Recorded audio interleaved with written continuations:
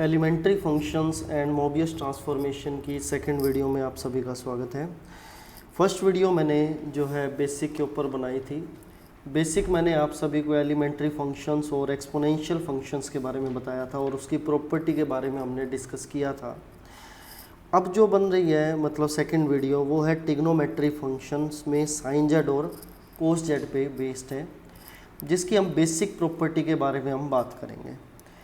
Sign Z जो है complex number Z है, जिसमें उसको हम इस फॉर्म में लिख सकते हैं। आप सभी जानते हैं क्या, e raise to the power iota z minus e raise to the power minus iota z divided by 2 iota.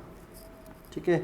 और कोस जेड जो है हमारे पास क्या होगा, e raise to the power iota z e raise to the power minus iota z divided by 2।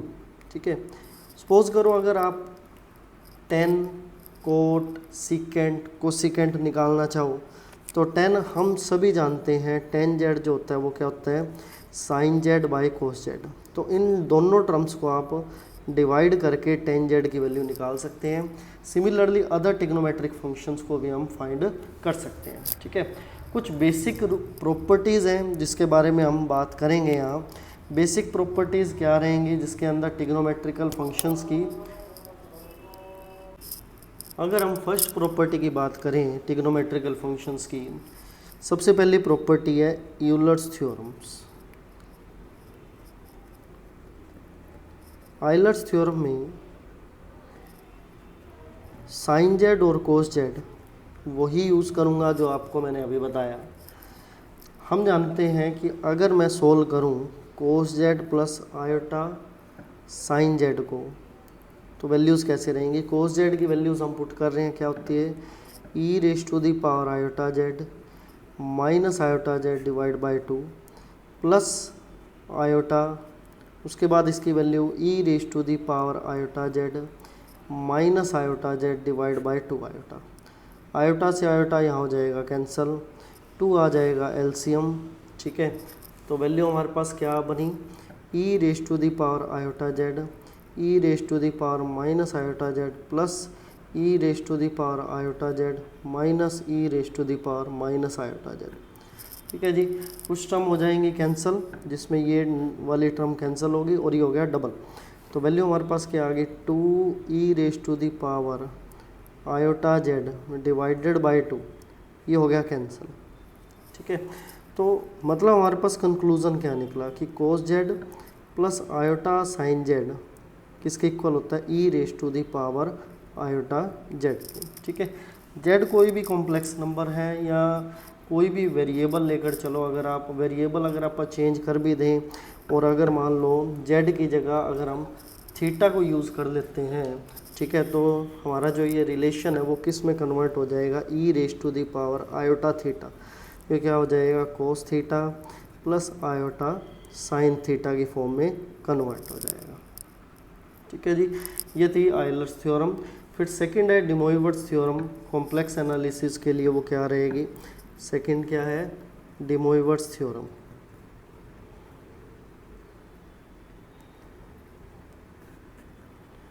Day Moivre's theorem में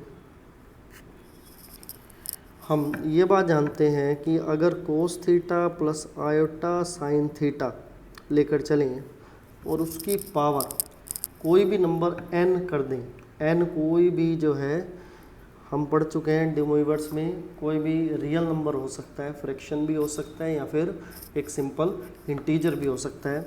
तो ये टर्म हम जानते हैं किसके इक्वल होता है, e raise to the power iota theta के, और उसकी पावर क्या है, n। तो ऑब्वियस सी बात है ये क्या हो जाएगा, e raise to the power iota n theta. या फिर इसको फिर से सिंप्लीफाइड फॉर्म में लिखे कोस की फॉर्म में, तो ये क्या होगा, cos n theta plus iota sine n theta. मतलब ये ना डे मोइवर्ट्स थ्योरम का मैंने प्रूफ किया है with the help of Euler's relation. ठीक है। इन ट्रिग्नोमेट्रिकल फंक्शंस की मतलब टर्म्स को मैं डे मोइवर्ट्स थ्योरम को मैं प्रूव इस फॉर्म में मैंने कर दिया। ठीक है। उसके बाद थर्ड प्रॉपर्टी आएगी, हम जानते हैं एक +1 2 में ट्रिग्नोमेट्रिकल रिलेशन पढ़ते हैं, साइन Z1 प्लस Z2। ठीक है। एक होता है कोस Z1 प्लस Z2। सिमिलरली दो और होते हैं, कौन से, साइन Z1 माइनस Z2, ठीक है। सिमिलरली कोस Z1 माइनस Z2, ठीक है। तो मैं आपको दो लिखवा रहा हूँ, बाकी आप बना सकते हो, क्योंकि आपको वो टर्म्स पता ही होंगी, क्योंकि वो बेसिक टर्म्स है +1 की। क्या होगा, sine Z1 cos Z2 plus cos Z1 sine Z2, और ये क्या बनेगा, cos Z1 cos Z2 minus sine Z1 sine Z2, ठीक है। सिमिलरली और भी फार्मूलाज आएंगे, हम जानते हैं cos square theta plus sine square theta equal to 1 होता है, ठीक है। ये थर्ड प्रॉपर्टी है ये हमारी, ठीक है। तो z की फॉर्म में क्या हो जाएगी, cos square z plus sine square z equal to 1 हो जाएगा, ठीक है। सिमिलर वे में, ठीक है, tan z को आप शो कर सकते हो, ठीक है। कुछ बहुत सारी बेसिक प्रॉपर्टीज़ हैं, हम इस तरीके से हम डिस्कस z की फॉर्म में कर सकते हैं। डिस्कस मैं 2-3 कर रहा हूँ, बाकी क्यों, इस वजह से जो है बाकी टर्म्स जो है आपने ट्रिग्नोमेट्रिकल रिलेशन जो है सिंपल विदाउट कॉम्प्लेक्स नंबर +1 में आपने पढ़े हुए हैं, ठीक है। उन्हीं को z की फॉर्म में ही हमने कन्वर्ट करना है, ठीक है। तो सिमिलरली आप अगर चेक करोगे तो आपको समझ आ जाएंगे, ठीक है। तो मैं नेक्स्ट टॉपिक की तरफ बढ़ता हूँ, जो एलिमेंट्री फंक्शन का पार्ट है वो है हाइपरबोलिक फंक्शन, मतलब साइन हाइपरबोलिक कहो या फिर कोस हाइपरबोलिक की फॉर्म कहो या फिर अदर ट्रिग्नोमेट्रिकल जो हाइपरबोलिक की फॉर्म में लिखी जा सकती हैं, ठीक है। हाइपरबोलिक फंक्शंस की बात करें, हाइपरबोलिक फंक्शंस क्या होंगे। हाइपरबोलिक में साइन हाइपरबोलिक जेड जो है वो क्या होगा, e⁻z minus e⁻−z divide by 2, ठीक है। सिमिलर वे में कोस हाइपरबोलिक जेड क्या होगा, वो हो जाएगा e⁻z plus e⁻−z divided by 2, ठीक है जी। सिमिलरली अगर tan हाइपरबोलिक निकालना चाहो तो साइन बाय कोस करो, इन दोनों को डिवाइड करो, आपको tan हाइपरबोलिक भी मिल जाएगा, ठीक है जी। तो हाइपरबोलिक फंक्शंस की भी कुछ प्रॉपर्टी हम डिस्कस कर लेते हैं, जैसे कि उसका डेरिवेटिव, ठीक है। डेरिवेटिव अगर हम करें किसका, डेरिवेटिव अगर हम करना चाहें साइन हाइपरबोलिक जेड का विद रिस्पेक्ट टू जेड, ठीक है, तो वो क्या हो जाएगा, कोस हाइपरबोलिक जेड। और अगर कोस हाइपरबोलिक जेड का डेरिवेटिव करें तो वो क्या हो जाएगा, साइन हाइपरबोलिक जेड।